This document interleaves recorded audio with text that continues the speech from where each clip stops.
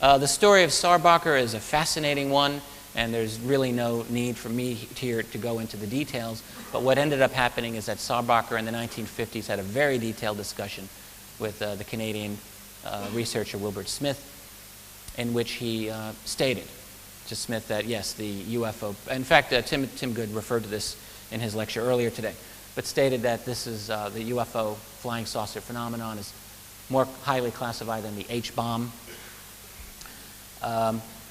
Here's the thing. Smith ended up writing this memo to his government, Canada, in the aftermath of this. That memo wasn't found for years later, long after Smith had died. And the memo did not list Sarbacher's name.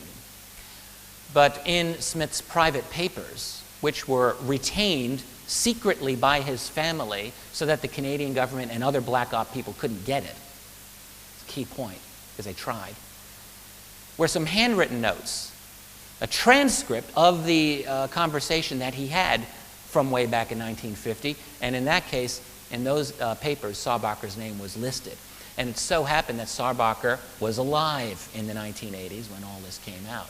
A few researchers found Robert Sarbacher, and guess what? This canary talked.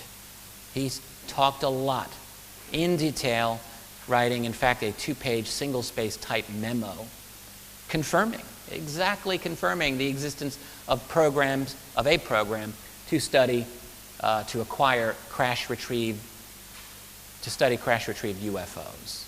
And he had heard certain things about the beings that allegedly were in them. All very interesting.